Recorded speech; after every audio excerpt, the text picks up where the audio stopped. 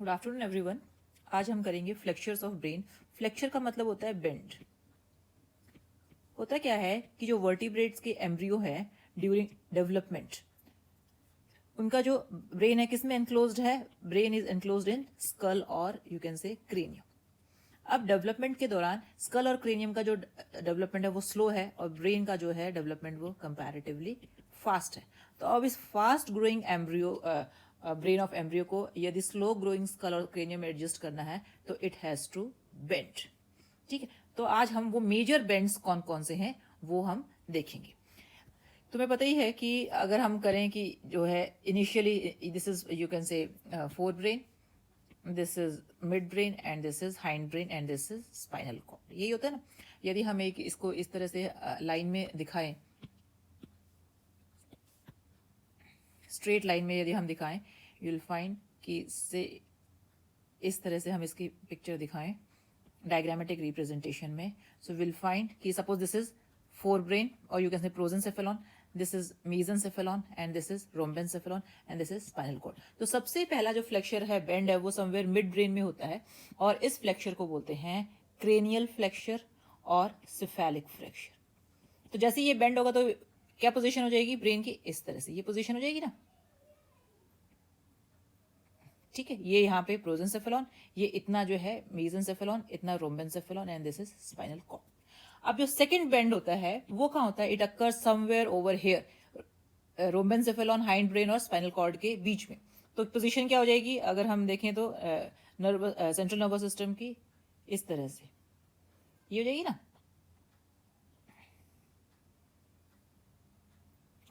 ये क्या है? प्रोजेंसेफेलॉन है, ये मेसेंसेफेलॉन है और ये जो है रोम्बेंसेफेलॉन, दिस इज स्पाइनल कॉर्ड। तो इस बेंड को क्या बोलते हैं? इस बेंड को बोलते हैं सर्वाइकल फ्लेक्चर और नशल flexure.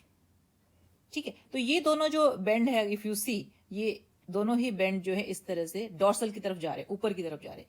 Then there occur one more bend जो कि वेंट्रल साइड जाता है, which is between mid brain and rhombencephalon और हाइंड ब्रेन। तब क्या पोजीशन हो जाएगी अगर आप देखोगे तो? अब जो है समवेयर नर्वस सिस्टम की, सेंट्रल नर्वस सिस्टम की पोजीशन जो है वो इस तरह से हो जाएगी।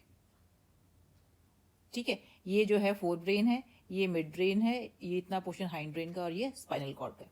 अब क्या है फर्दर, यानी कि इस तरह से ये जिगजैग शेप में हो जाएगा because of the three flexure. ये क्रेनियल फ्लेक्चर है, ये इस फ्लेक्चर को बोलते हैं पॉन्टीन फ्लेक्चर।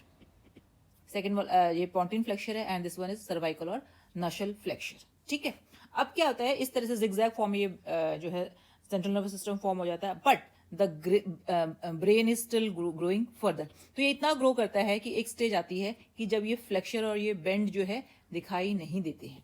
ठीक है, और अगर देखा जाए तो बर्ड्स और मैमल्स में, प्राइमेट्स में ये थोड़ा बहुत एक आध बेंड या फ्लेक्चर दिखाई देता है, बाकी दूसरे एनिमल्स में तो इस तरह के बेंड जो है वो दिखाई ही नहीं देते, यानी कि वो डिसअपियर हो जाते हैं। एक बार मैं तुम्हें एक पिक्चर दिखाना चाहूंगी जिससे तुम्हें क्लियर हो जाएगा।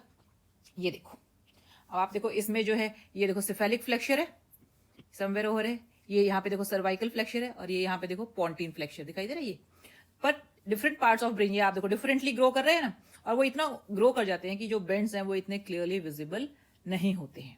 एंड एमनियोट्स में तो जो है बेंड्स जो है वो दिखाई ही नहीं देते। एमनियोट्स में एम्ब्रियोनिक कंडीशन में काफी क्लियर दिखाई देते हैं, बट बर्ड्स और प्राइमेट्स में वो ज्यादा क्लियर होते हैं as compare to other animal. वो ऑब्वियस रहते नहीं एक्सेप्ट बर्ड्स एंड प्राइमेट। ये देखो एक एग्जांपल मैं दिखाती हूँ। ये देखो रैट में, इफ यू सी, ये देखो ये अलग अलग बेंड्स है ना, ये जो है सिफेलिक फ्लेक्चर है, ये जो है ये जो बेंड है ये pontine flexure and this bend is known as cervical flexure. तो आप देखो सर्वाइकल फ्लेक्चर की पोजीशन और सिफेलिक फ्लेक्चर की जो डायरेक्शन है वो एक ही है, और पॉन्टीन की जो इस तरह से डाउनवर्ड और टुवर्ड्स वेंट्रल साइड। ठीक है, अब आप देखो किस तरह से वो लिमिटेड स्कल में ये जो है growing brain is being adjusted. This is all for today, thank you very much.